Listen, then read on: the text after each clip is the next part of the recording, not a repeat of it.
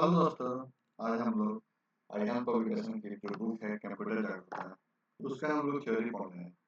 इस बुक से हम लोग देखते हैं कि जितना भी जनरल कंपटीशन है उसमें क्वेश्चन पूछे जाते हैं।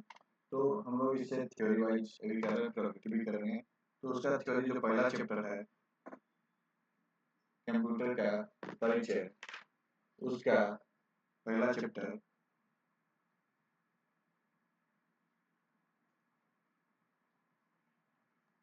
फर्स्ट कंप्यूटर का परिचय, इस चैप्टर का दूसरा वीडियो है।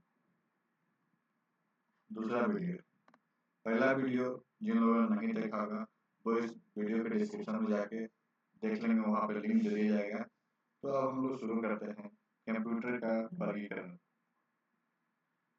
कंप्यूटर को उनकी रूपरेखा, कामकाज, उद्देश्य तथा प्रयोजन आदि के आधार पर विभिन्न वर्गों में विभाजित किया जा सकता है, जिसका संक्षिप्त विवरण निम्नलिखित है। संक्षिप्त विवरण निम्नलिखित है। कंप्यूटर का वर्गीकरण। कंप्यूटर का वर्गीकरण किस प्रकार से किया गया है? तो आकार के आधार पे, कार्य के आधार पे, उद्देश्य के आधार पे। कंप्यूटर का वर्गीकरण किस तरह से किया गया है? आकार के आधार पे, कार्य के आधार पे, उद्देश्य के आधार पे। तो पहला है माइक्रो कंप्यूटर। आकार के आधार पर जो कंप्यूटर का जो वर्गीकरण है उसमें micro computer, mini computer, mainframe computer, super computer. कार्य के आधार पर जो कंप्यूटर का वर्गीकरण है उसमें है एनालॉग कंप्यूटर, डिजिटल कंप्यूटर और हाइब्रिड कंप्यूटर। उद्देश्य के आधार पर जो कंप्यूटर का वर्गीकरण है उसे समान उद्देश्य कंप्यूटर, विशिष्ट उद्देश्य कंप्यूटर। आकार के आधार पे हम लोग देखते हैं, आकार के आधार पे जो कंप्यूटर का वर्गीकरण उसमें हम पहले देखते हैं माइक्रो कंप्यूटर। ये कंप्यूटर आकार में इतने छोटे होते हैं कि इन्हें डेस्क और टेबल पे सफलतापूर्वक रखा जा सकता है। जो माइक्रो कंप्यूटर है वो आकार में इतना छोटा होता है कि उसे डेस्क या टेबल पे रखा जा सकता है, सफलतापूर्वक रखा जाता है। इन्हें कंप्यूटर ऑन ए चिप कहा जाता है। आधुनिक युग में माइक्रो कंप्यूटर फोन के आकार, पुस्तक के आकार तथा घड़ी के आकार में भी उपलब्ध है। जो ही वर्तमान समय में आधुनिक युग में जो कंप्यूटर है माइक्रो कंप्यूटर, वो फोन के आकार में, पुस्तक के आकार में तथा घड़ी के आकार में भी उपलब्ध है। इन कंप्यूटर का उपयोग मुख्यतः व्यवसाय तथा चिकित्सा के क्षेत्र में किया जाता है। जो माइक्रो कंप्यूटर है इसका उपयोग मुख्यतः कहाँ किया जाता है? तो व्यवसाय में, चिकित्सा में के क्षेत्र में किया जाता है। माइक्रो कंप्यूटर निम्न प्रकार के होते हैं। माइक्रो कंप्यूटर कितने प्रकार के होते हैं? निम्न प्रकार के। इसमें से पहला है डेस्कटॉप, दूसरा है लैपटॉप, तीसरा है पाम टॉप, चौथा है वर्क स्टेशन कंप्यूटर। तो हम लोग पहला देखते हैं। पहला क्या है? Desktop computer. तो डेस्कटॉप कंप्यूटर में देखेंगे, यह एक छोटे माइक्रो प्रोसेसर पर आधारित कंप्यूटर है। डेस्कटॉप कंप्यूटर क्या है? एक छोटे माइक्रो प्रोसेसर पर आधारित कंप्यूटर है। इसे पर्सनल कंप्यूटर भी कहता है। डेस्कटॉप कंप्यूटर क्या कहता है? पर्सनल कंप्यूटर भी कहा जाता है। तथा यह सबसे ज्यादा उपयोग होने वाला रूप में, तथा क्या होता है? ये सबसे ज्यादा उपयोग होने वाले रूप में लैपटॉप। लैपटॉप क्या है कि विगत कुछ वर्षों में हुए तकनीक विकास में माइक्रो कंप्यूटर का आकार इतना सूक्ष्म कर दिया गया है कि इसे सरलतापूर्वक इधर उधर ले जा सकता है। ऐसे पोर्टेबल कंप्यूटर को लैपटॉप कहा जाता है। मतलब इधर कुछ वर्षों में जो हुआ तकनीक का जो विकास हो गया है, तो विकास के कारण जो माइक्रो कंप्यूटर का आकार था वो बहुत छोटा हो गया है। छोटा होने के कारण ये सरलतापूर्वक इधर उधर ले जा सकता है। ऐसे पोर्टेबल कंप्यूटर को लैपटॉप कहा जाता है। जिसे हम लोग इधर उधर ले जाते हैं उसे लैपटॉप कहते हैं। आप लोग भी देखा होगा कि लैपटॉप जिसे यूज करते होंगे, ये उसे कहीं भी ले जा सकते हैं। लैपटॉप को नोटबुक भी कहा जाता है। पाम टॉप क्या है? ये लैपटॉप की तरह पोर्टेबल पर्सनल कंप्यूटर है। पाम टॉप भी है जो लैपटॉप की तरह पोर्टेबल पर्सनल कंप्यूटर है। ये लैपटॉप ये यह लैपटॉप से भी हल्का और छोटा होता है। यह क्या होता है? लैपटॉप भी हल्का और छोटा होता है। यह हैंडल ऑपरेटिंग सिस्टम का उपयोग करता है। Work station computer. क्या है? ये अभियांत्रिकी, तकनीक और ग्राफिक के कार्यों के साथ साथ वर्क स्टेशन कंप्यूटर क्या है? या अभियांत्रिक, तकनीक और ग्राफिक के कार्यों के साथ साथ कंप्यूटर के एकल व्यक्ति के साथ पारस्परिक व्यवहार में प्रयोग किया जाता है। नेक्स्ट हम देखेंगे मिनी कंप्यूटर। मिनी कंप्यूटर मध्यम आकार के इन कंप्यूटर की कार्यक्षमता तथा कीमत दोनों ही माइक्रो कंप्यूटर की तुलना में अधिक होती है। मिनी कंप्यूटर का जो मध्यम आकार के कंप्यूटर होते हैं, इनकी जो कार्यक्षमता तथा कीमत माइक्रो कंप्यूटर की तुलना में, मतलब इसका आकार भी माइक्रो कंप्यूटर से बड़ा हो गया और इसमें कीमत भी जो लगेगी वो माइक्रो कंप्यूटर से बड़ा होंगे,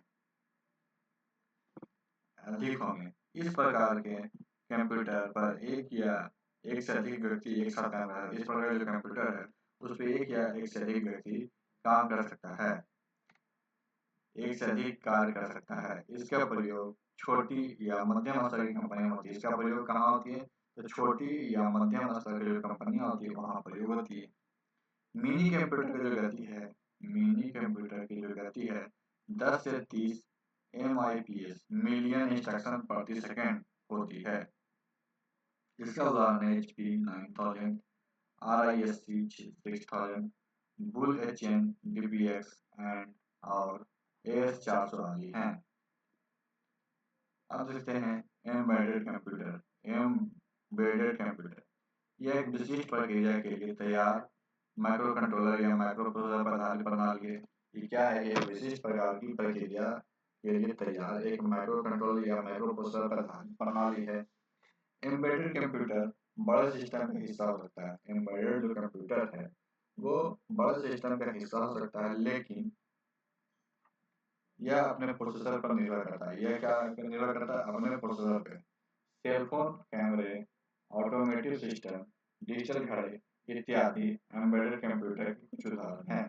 एम्बेडेड कंप्यूटर का उदाहरण क्या हो गया? Cellphone, computer, automotive system, digital घड़ी, ये सब एम्बेडेड कंप्यूटर का उदाहरण है। Quantum computer. अब क्वांटम कंप्यूटर क्या है? ये कंप्यूटर रिसर्च फिनोमेना द्वारा विकसित हुआ है। ये कंप्यूटर किसके द्वारा विकसित हुआ है? रिचर्ड फीमॉन के द्वारा विकसित किया गया, जो गणना करने के लिए क्वांटम मैकेनिकल प्रतिभास का प्रयोग करती है। गणना करने के लिए क्या करती है? क्वांटम मैकेनिकल प्रतिभास का प्रयोग करता है। यह सबसे तेजी से कंप्यूटर की कॉपी करने वाला मस्तिष्क का काम करता है। ये क्या करता है? सबसे तेजी से कंप्यूटर जो कॉपी करता है, करने वाला मस्तिष्क का काम करता है। नैनो कंप्यूटर ये क्या है? यह कंप्यूटर माइक्रो कंप्यूटर से छोटा होता है। जो नैनो कंप्यूटर होता है जो माइक्रो कंप्यूटर से छोटा होता है। नैनो ट्यूब जिसका व्यास 1 नैनोमीटर भी हो सकता है। जो नैनो ट्यूब होता है ये उसका व्यास 1 नैनोमीटर से भी कम हो सकता है, के प्रयोग से अत्यंत छोटे व विशाल क्षमता वाले कंप्यूटर के विकास की परिकल्पना की गई है। हम देखते हैं मेनफ्रेम कंप्यूटर। ये कंप्यूटर आकार, कार्यक्षमता और कीमत में मिनी तथा माइक्रो कंप्यूटर से अधिक बड़े होते हैं। जो मेनफ्रेम कंप्यूटर हुआ वो आकार, कार्यक्षमता और कीमत में मिनी कंप्यूटर से बड़े होते हैं।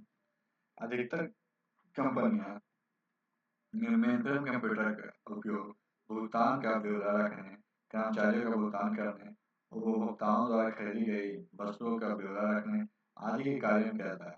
जो मेनफ्रेम कंप्यूटर का काम क्या है कि कंपनियों में इसका उपयोग करता है और इसमें कर्मचारियों का भुगतान करने, कर्मचारियों द्वारा खरीदी गई वस्तुओं का ब्यौरा रखने आदि में इसका कार्य किया जाता है।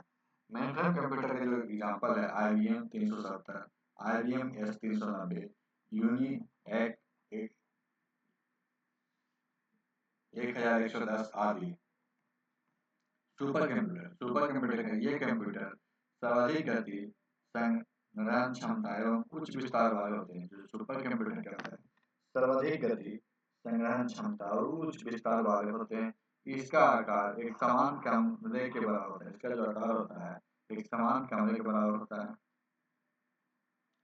सुपर कंप्यूटर का उपयोग मौसम की भविष्यवाणी करने, एनिमेशन द्वारा चलचित्र का निर्माण करने, अंतरिक्ष यात्री के लिए अंतरिक्ष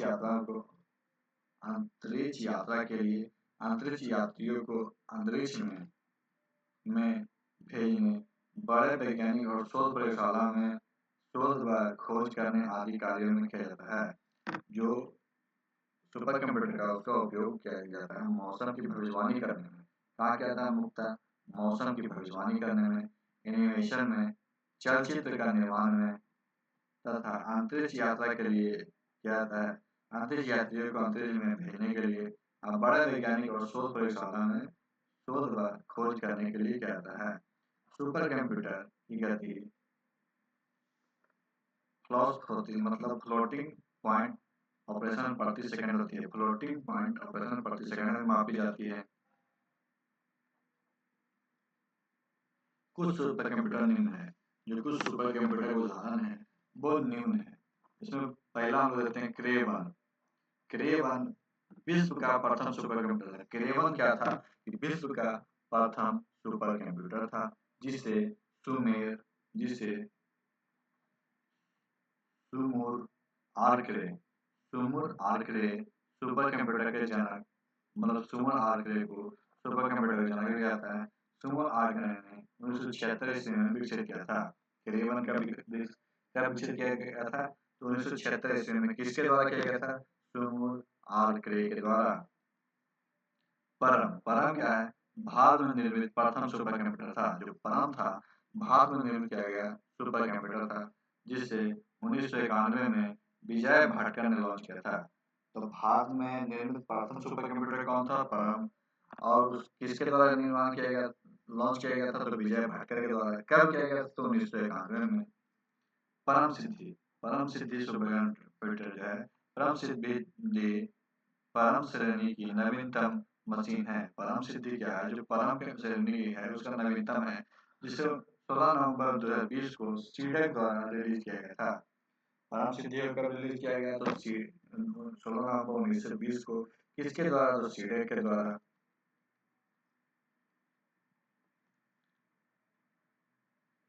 प्रत्यूष पहला मल्टी प्लेटफॉर्म सुपर कंप्यूटर है। प्रत्यूष क्या है? पहला मल्टी प्लेटफॉर्म सुपर कंप्यूटर है जिसे आईआईटीएम पुणे भारत में अनावरण किया था।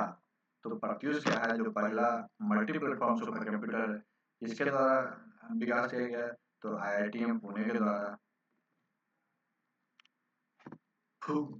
फुगाकू फुगाकू को जापान में कंप्यूटेशनल विज्ञान के लिए रिकेन केंद्र में निर्मित एक स्केल सुपर कंप्यूटर है। जो फुगाकू को जापान में कंप्यूटेशनल विज्ञान के लिए रिकेन केंद्र में निर्मित एक स्केल सुपर कंप्यूटर है। यह 2021 में शुरू हुआ। यह क्या हुआ? 2021 में। इसमें दुनिया के सबसे तेज सुपर कंप्यूटर में खिताब अपना नाम किया है। क्या हुआ? दुनिया के सबसे तेज सुपर कंप्यूटर का खिताब अपना नाम किया। कंप्यूटर के कार्य के आधार पर कंप्यूटर का जो विभाजन हुआ उसमें हम देखते हैं कार्य के आधार पर कंप्यूटर। एनालॉग कंप्यूटर इन कंप्यूटर का प्रयोग भौतिक मात्राओं जैसे दाब, तापमान, लंबाई, पारा आदि को मापकर उसके परिणाम को अंकों में प्रस्तुत करने के लिए किया जाता है।